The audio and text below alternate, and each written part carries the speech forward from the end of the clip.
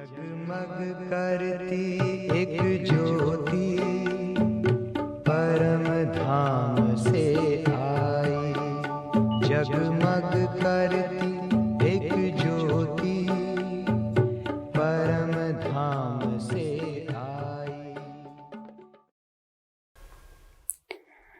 ओम शांति। शिव बाबा हम सबको कर्मों की गुह्य गति के बारे में बहुत समझाते रहते हैं। कर्म, अकर्म, विकर्म और उनकी गुह्य गति।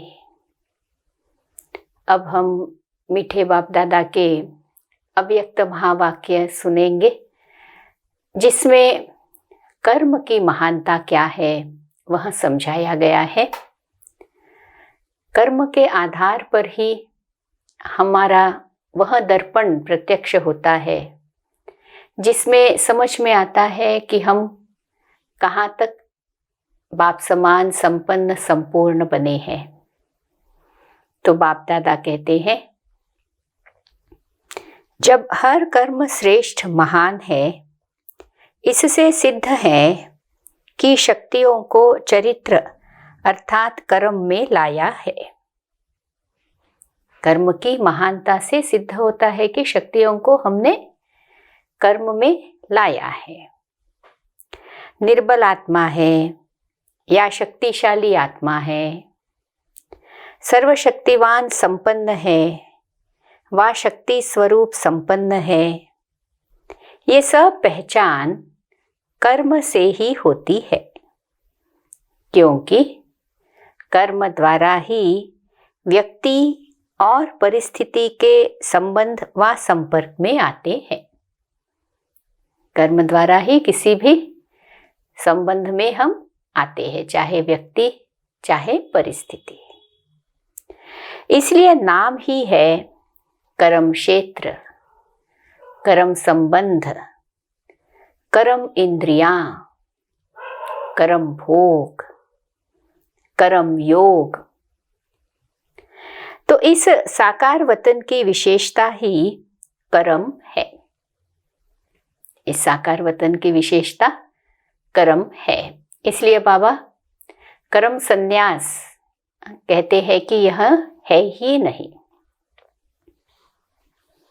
जैसे निराकार वतन की विशेषता कर्मों से अतीत अर्थात न्यारा है, ऐसे साकार वतन अर्थात कर्म श्रेष्ठ कर्म करना है तो श्रेष्ठ प्रारब्ध मिलेगी।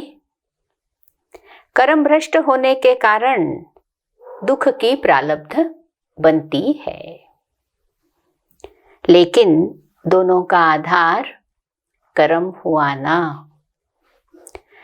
कर्म आत्मा का दर्शन कराने का दर्पण है। कितना सुंदर है! कर्म आत्मा का दर्शन कराने का दर्पण है। कर्म रूपी दर्पण द्वारा अपने शक्ति स्वरूप को जान सकते हो। अगर कर्म द्वारा कोई भी शक्ति का प्रत्यक्ष रूप दिखाई नहीं देता है, तो कितना भी कोई कहे कि मैं मास्टर सर्वशक्तिवान हूँ, लेकिन कर्म क्षेत्र पर रहते कर्म में नहीं दिखाया तो कोई मानेगा कैसे? कर्म क्षेत्र पर हो और शक्ति कर्म में दिखाई न दे तो बाबा कहते हैं कैसे कहा जाएगा कि हम मास्टर सर्वशक्तिवान हैं। एग्जाम्पल देखिए, जैसे कोई बहुत होशियार योद्धा हो, युद्ध में बहुत होशियार हो, लेकिन युद्ध के मैदान में दुश्मन के आगे युद्ध नहीं कर पाए और हार खा ले, तो कोई मानेगा कि यह होशियार योद्धा है? ऐसे अगर अपनी बुद्धि में समझते रहे कि मैं शक्ति स्वरूप हूँ, लेकिन परिस्थितियों के समय, संपर्क में आने के समय जिस शक्ति की आवश्यकता है, उस शक्ति को कर्म में नहीं लाते, तो कोई मानेगा कि यह शक्ति स्वरूप है। इसलिए क्या करना है? जैसा समय वैसी शक्ति कर्म द्वारा कार्य में लगावे।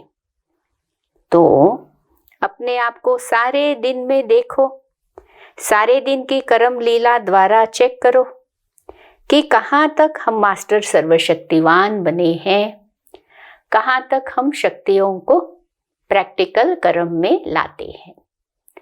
ऐसे हमें अपने आप को चेक करना है और स्वयं ही समझना है कि हमारे में सर्व शक्तियाँ आई है, उससे हम संपन्न बने हैं या और संपन्नता से दूर है। ओम शांति।